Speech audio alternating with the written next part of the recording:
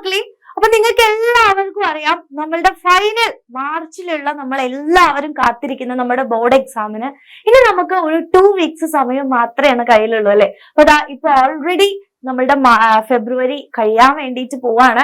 And March 1st തന്നെ നമ്മുടെ already time ടേബിളും കാര്യങ്ങളും ഒക്കെ വന്നിട്ടുണ്ട്. അതുകൊണ്ട് തന്നെ മാർച്ച് 1st വീക്ക് തന്നെ നമ്മളുടെ എക്സാംസ് സ്റ്റാർട്ട് ചെയ്യാണ്. അപ്പൊ കഷ്ടിച്ച് നമ്മുടെ മുമ്പിൽ ഒരു 14 days ആണ് ഇനി ബാക്കിയുള്ളത്.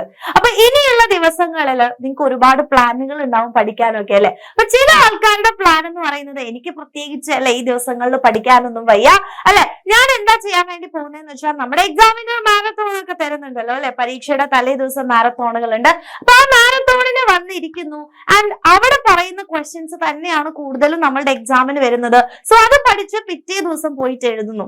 അപ്പൊ ഇതിലുള്ള പ്രശ്നം എന്താന്ന് വെച്ചാൽ നിങ്ങൾ ചിലപ്പോൾ നമ്മുടെ ഓണം എക്സാമിനും അതുപോലെ തന്നെ ക്രിസ്മസ് എക്സാമിനും ഒക്കെ ഇതേ ഒരു പാറ്റേൺ ആയിരിക്കും ഫോളോ ചെയ്ത് വന്നിട്ടുണ്ടാവും അല്ലെ. അപ്പൊ തലേ ദിവസം നമ്മുടെ മാരത്തോണിന് വന്നിരിക്കുമ്പോൾ നിങ്ങൾക്ക് നെക്സ്റ്റ് ഡേ ആ സാധനം കുറച്ച് ഓർമ്മയുണ്ടാവും. അപ്പൊ അതേ ക്വസ്റ്റ്യൻസ് കാണുന്ന സമയത്ത് നമ്മൾ വേഗം തന്നെ ആൻസർ ചെയ്യുന്നു അല്ലെ. അപ്പൊ ഇങ്ങനെ പഠിക്കുമ്പോൾ ഒരുപാട് വലിയ പ്രശ്നമുണ്ട്. അതെന്താന്ന് വെച്ച് കഴിഞ്ഞാൽ വേറൊന്നല്ല, നമ്മൾ മാരത്തോണിന് വന്നിരുന്നിട്ട് ക്വസ്റ്റ്യൻസ് എല്ലാം നമ്മൾ കംപ്ലീറ്റ് ക്വസ്റ്റ്യൻസ് ആണ് ചെയ്യുക. അപ്പൊ ആ ക്വസ്റ്റ്യൻസ് നമ്മൾ മനസ്സിലാക്കുന്നു. നമുക്ക് കാര്യപ്പെട്ട ആ ചാപ്റ്റർ ഒന്നും അറിയില്ലെങ്കിൽ കൂടെ നെക്സ്റ്റ് ഡേ തന്നെ അതിന്റെ എക്സാം വരുന്നത് കൊണ്ട് നമുക്ക് ആ ക്വസ്റ്റ്യൻസ് ഓർമ്മയുള്ളത് കൊണ്ട് നമ്മൾ അവിടെ മാർക്ക് വാങ്ങിക്കും. പക്ഷെ കുറച്ച് കഴിഞ്ഞു കഴിഞ്ഞാൽ അതൊന്നും ഓർമ്മയുണ്ടാവില്ല. അപ്പൊ നിങ്ങളിപ്പം ഓണം എക്സാമിനും അതുപോലെ തന്നെ ക്രിസ്മസ് എക്സാമിനും ഒക്കെ ഇങ്ങനെയാണ് പഠിച്ചു വന്നിട്ടുള്ളെങ്കിൽ നിങ്ങൾക്ക് വീണ്ടും ഫൈനൽ എക്സാമിന് എന്താ പ്രശ്നം വരാ, ഇതൊക്കെ വീണ്ടും പഠിക്കേണ്ടി വരും അല്ലെ. അപ്പൊ നിങ്ങളുടെ കയ്യിൽ ഇപ്പൊ ഒന്നും ഉണ്ടാവില്ല. നമുക്ക് കംപ്ലീറ്റ് ആയിട്ട് ഒരുപാട് ചാപ്റ്റേഴ്സ് പഠിക്കാനുണ്ടെങ്കിൽ പോലും നിങ്ങളുടെ കയ്യില് ഓണം എക്സാമിനും ക്രിസ്മസ് എക്സാമിനും ഒക്കെ ഈ തലേ ദിവസം മാത്രം പഠിച്ചിട്ട് പോയിട്ട് നിങ്ങൾ എക്സാം എഴുതിയിട്ടുണ്ടെങ്കിൽ ഇപ്പൊ നിങ്ങൾക്ക് ഒരു ചാപ്റ്ററും അറിയുന്നുണ്ടാവില്ല അല്ലെ. അപ്പൊ അങ്ങനെ പഠിച്ചു കഴിഞ്ഞാൽ ഒരുപാട് പ്രശ്നമുണ്ട് എന്നുള്ള കാര്യം മനസ്സിലാക്കുക. വീണ്ടും വീണ്ടും ആ കാര്യം തന്നെ പഠിച്ചുകൊണ്ടിരിക്കേണ്ടി വരും. അപ്പൊ അതിലൊരു അർത്ഥം ഇല്ല അല്ലെ. അപ്പൊ നിങ്ങൾക്ക് അറിയാം നമ്മൾ എല്ലാ സൺഡേസിലും ഇവന്റ് ഒക്കെ കൊണ്ടുവയ്ക്കും അല്ലെ. അപ്പൊ നിങ്ങൾ എല്ലാവരും വരും, എന്നിട്ട് പറയും ചാലഞ്ച് ആക്സെപ്റ്റഡ് മിസ്, നമ്മൾ 20 days ചാലഞ്ച് നടത്തി അല്ലെ. അതുപോലെ ഒരുപാട് ഇതുപോലെ സ്റ്റഡി പ്ലാനുകൾ എന്റെ കുട്ടികൾക്ക് പറഞ്ഞു തന്നു. അപ്പൊ എല്ലാവരും ഫുൾ ഓൺ പവറിൽ പറയും യെസ് അല്ലെ, നമ്മുടെ ചാലഞ്ച് ഒക്കെ ആക്സെപ്റ്റ് ചെയ്തിട്ടുണ്ട്, ഞങ്ങൾ കൂടെ ഉണ്ടാവും എന്നൊക്കെ പറഞ്ഞ് താഴെ കമന്റ്സ് ഒക്കെ ചെയ്യും. പക്ഷെ എത്ര പേരാണ് ആ ചാലഞ്ച് കംപ്ലീറ്റ് ചെയ്യാറുള്ളത് അല്ലെ. അല്ലെ പലരും ഇപ്പൊ ഒരു 10 പേരുണ്ടെങ്കിൽ അതിൽ മിനിമം ഒരാള് മാത്രമാണ് അല്ലെ, 10ൽ ഒരാൾ മാത്രമായിരിക്കും ആ ഒരു ചാലഞ്ച് കംപ്ലീറ്റ് ചെയ്യുന്നുണ്ടാവുക. അപ്പൊ എന്തുകൊണ്ടാണ് നമ്മളത് കംപ്ലീറ്റ് ചെയ്യാൻ പറ്റാതായി പോകുന്നത്? മടിയായിരിക്കാം, അല്ലെങ്കിൽ പല കാരണങ്ങളും കൊണ്ടായിരിക്കാം അല്ലെ. പക്ഷെ ഇനി നമ്മളുടെ കയ്യിൽ അങ്ങനെ ഒരു അവസരം ഇല്ല. അപ്പൊ നിങ്ങൾക്ക് എല്ലാവർക്കും അറിയാം ഇനി നമ്മളുടെ മുമ്പിൽ വെറും 14 ദിവസം മാത്രമാണ് ബാക്കിയുള്ളത്. അപ്പൊ ആ ദിവസത്തിനുള്ളിൽ നമ്മളുടെ ഇത്രയും അല്ലെ ഒരുപാട് ചാപ്റ്റേഴ്സ് നമുക്ക് പഠിച്ചെടുക്കാനുണ്ട്. അപ്പൊ തലേ ദിവസം പഠിക്കുക എന്ന് പറയുന്ന ഒരു കാര്യം മക്കളെ പോസിബിൾ ആയിട്ടുള്ള ഒരു കാര്യമല്ല. അത് നെക്സ്റ്റ് ഇയറിലേക്ക് നിങ്ങൾ പോകുന്ന സമയത്തും എപ്പോഴാണെങ്കിലും നിങ്ങൾക്ക് ഒന്നും നിങ്ങളുടെ കയ്യിൽ ഉണ്ടാവാത്ത ഒരവസ്ഥയായിരിക്കും. കുറച്ച് ക്വസ്റ്റ്യൻസ് മാത്രം പഠിച്ചു പോയി എക്സാം എഴുതുക എന്നതിൽ യാതൊരു കാര്യമില്ല. അപ്പൊ നിങ്ങൾ എന്താ ചെയ്യേണ്ടത്, എന്റെ കുട്ടികൾ എന്താ ചെയ്യേണ്ടതെന്ന് വെച്ചാൽ ഇനിയുള്ള ദിവസങ്ങൾ മാത്രം നിങ്ങൾ പഠിക്കാൻ വേണ്ടി തയ്യാറാണ് എന്നുണ്ടെങ്കിൽ മിസ് പറഞ്ഞു തരാണ്, ഈ ഒരു 14 days കൊണ്ട് നിങ്ങൾക്ക് A+ തന്നെ വാങ്ങിക്കാൻ വേണ്ടി പറ്റും. ഓക്കെ, അപ്പൊ ഒരു A+ലേക്ക് നിങ്ങൾക്ക് എത്തണം എന്നുണ്ടെങ്കിൽ ഈ ഒരു 14 days ആയി മിസ് പറയുന്ന പോലെ നിങ്ങൾക്ക് ചെയ്യാൻ തയ്യാറാണെന്നുണ്ടെങ്കിൽ ഉറപ്പാണ് മക്കളെ നിങ്ങൾക്ക് നല്ലൊരു മാർക്കിലേക്ക് എത്താൻ പറ്റും. അപ്പൊ അതിന്റെ കാരണം വേറൊന്നുമല്ല, നിങ്ങൾക്ക് അറിയാം നമുക്ക് 7:30 നമുക്ക് ലൈവുകൾ നടക്കുന്നുണ്ട് അല്ലെ. അപ്പൊ ഇപ്പോഴാണെങ്കിൽ നിങ്ങൾക്ക് അറിയാം ഒരു ലൈവിൽ തന്നെ നമ്മൾ 3 ചാപ്റ്റേഴ്സ് 2 ചാപ്റ്റേഴ്സും ഒക്കെ കംപ്ലീറ്റ് ആയിട്ട് ക്വസ്റ്റ്യൻസും അതുപോലെ തന്നെ അതിന്റെ കൂടെ തന്നെ നമ്മൾ തിയറീസും പഠിക്കുന്നുണ്ട് അല്ലെ. അപ്പൊ അതുകൊണ്ട് ഈ വീക്ക് ഞാൻ നിങ്ങൾക്ക് ഒരു അടിപൊളി ടൈം ടേബിൾ തരാൻ പോവാണ്. ഈ ഒരു ടൈം ടേബിൾ അനുസരിച്ച് നമ്മുടെ എക്സാം വിന്നറിന്റെ കൂടെ മിസ് പറയുന്ന ഈ ഒരു ടൈം ടേബിളിനനുസരിച്ച് നിങ്ങളൊന്ന് പഠിച്ചു നോക്കൂ.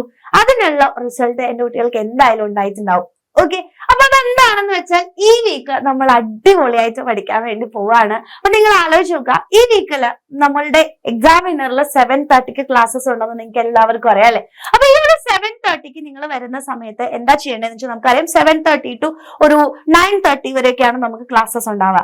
സോ 7:30 മുമ്പും നമുക്ക് സമയമുണ്ട്. അതുപോലെ തന്നെ കിടക്കാൻ അല്ലെങ്കിൽ നമ്മുടെ ലൈവ് കഴിഞ്ഞതിന് ശേഷം നമുക്ക് കിടക്കുന്നതിന് മുമ്പും കുറച്ച് സമയമുണ്ട് അല്ലെ. അപ്പൊ ആ സമയങ്ങൾ കൂടെ നമ്മൾ പഠിക്കാൻ വേണ്ടി ഇനി ഉപയോഗിക്കേണ്ടതുണ്ട്. ഓക്കെ, അപ്പൊ സപ്പോസ് നമുക്കറിയാം ട്യൂസ്ഡേ, അതായത് ഇന്ന് നിങ്ങൾക്ക് ബയോളജിയുടെ ക്ലാസ് ആണല്ലേ ഉള്ളത്. അപ്പൊ ബയോളജിയുടെ ഏതൊക്കെ ചാപ്റ്റേഴ്സ് ആണ് ഇന്ന് നമ്മൾ ലൈവിൽ എടുക്കാൻ വേണ്ടി പോകുന്നത് നിങ്ങൾക്ക് ഓൾറെഡി അറിയുന്നുണ്ടാവും അല്ലെ. അപ്പൊ എന്റെ കുട്ടികൾ എന്താ ചെയ്യേണ്ടതെന്ന് വെച്ച് കഴിഞ്ഞാൽ വേറെ ഒന്നുമല്ല, അത് ഏതൊക്കെ ചാപ്റ്റേഴ്സ് ആണോ അത് നമ്മുടെ ലൈവിന് വരുന്നതിന് മുമ്പ് ഒന്ന് ജസ്റ്റ് ഒന്ന് റിവൈസ് ചെയ്യുക, ഒന്ന് ജസ്റ്റ് നോക്കുക എന്തൊക്കെയാണ് നമ്മൾ ഇന്ന് പഠിക്കാൻ വേണ്ടി പോകുന്നത്. നന്നായിട്ട് നിങ്ങൾ മനസ്സിലാക്കി പഠിക്കണം എന്നില്ല. അപ്പൊ നിങ്ങൾക്ക് അവിടെ ഡൗട്ട്സുകൾ ഉണ്ടായിരിക്കും, ഒരുപാട് കൺഫ്യൂഷൻസും കാര്യങ്ങളൊക്കെ ഉണ്ടാവും. അതൊക്കെ ഒന്ന് നോട്ട് ചെയ്ത് വെച്ചിട്ട് നമ്മുടെ ലൈവിലേക്ക് വരാം.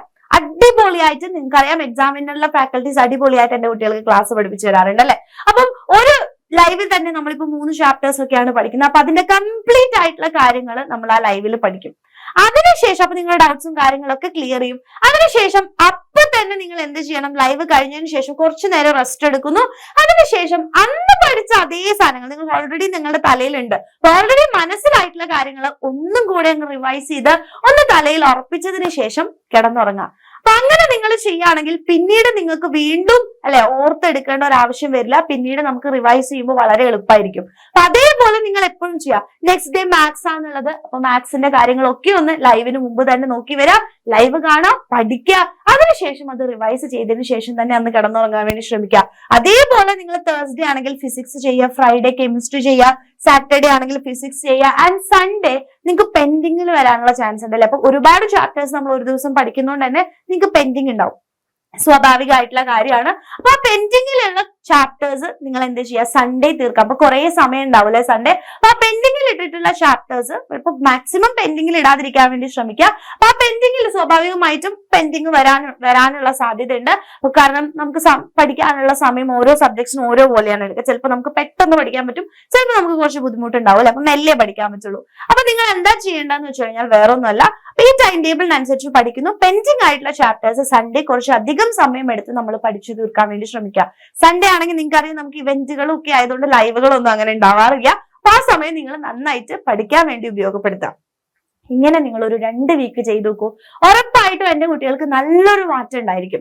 ഇങ്ങനെ നിങ്ങൾ പഠിച്ചു പോവാണെങ്കിൽ ഉറപ്പായിട്ടും ഒരു 2 വീക്കിനുള്ളിൽ നിങ്ങൾക്ക് ഓൾമോസ്റ്റ് എല്ലാ ബാക്ക്ലോഗുകളും തീർക്കാൻ വേണ്ടി പറ്റും.